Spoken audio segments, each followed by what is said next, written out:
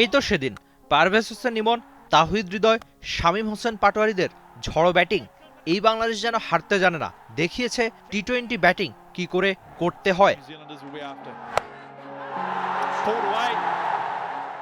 নয়া একটা শুরু, যে শুরুতে স্বপ্ন ২৬ ভুলে ২৮ বিশ্বকাপে দারুণ কিছু করা। দেশের মাঠে রেকর্ড চেজ দেখেছে চট্টলা, পরেরটায় বৃষ্টি বাধা। ঢাকায় শেষটা রাঙানোর লড়াই হবে এবার। শুক্রবারের আলস্য দূরে ঠেলে ব্যস্ত লিটনের বাংলাদেশ দল। ক্যাপ্টেন নিজেও এক কাঠি সরেশ। আলাপ জমেছে বেশ প্রধান নির্বাচকের সাথে। মিরপুরের উইকেট ভাবনা তো আছেই, সাথে যোগ সাকলাইনের অভিষেকটা কি হবেই, নাকি একাদশে দেখা যাবে নতুন কোনো স্পিনার।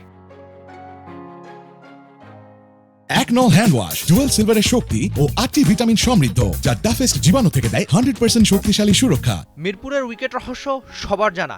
এই মাঠে রান করাটা বড্ড বেশি কঠিন। বৃষ্টি বাগড়া তো থাকছেই। একাদশে ৩ পেসার নাকি ৩ স্পিনার।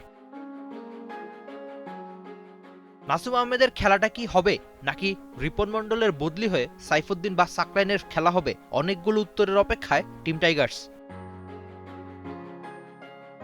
টি-20 দল যেন একটা সুখী পরিবার। বাড়াবাড়ি নাকি বাস্তবতা?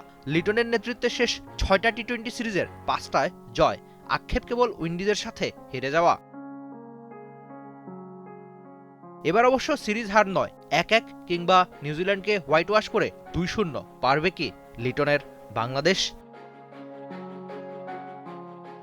লম্বা সময় পর বাংলাদেশের আন্তর্জাতিক টি-20 ম্যাচ ফিরছে হোম অফ ক্রিকেটে। ৯ মাস কিংবা ২৮১ দিন পর আবারও হোম অফ ক্রিকেটে ১২০ বলের ম্যাচে নামছে টাইগাররা।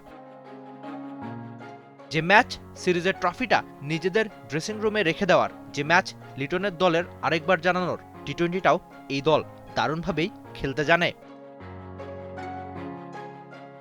অনেক প্রশ্নের উত্তরের যে ম্যাচ শনিবার দুপুর ২টায় শুধুমাত্র টি স্পোর্টসের স্ক্রিনে।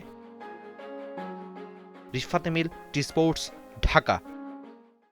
For more updates, subscribe to our YouTube channel and click on the bell icon.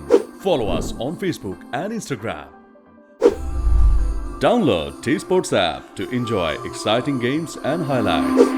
Visit tsports.com.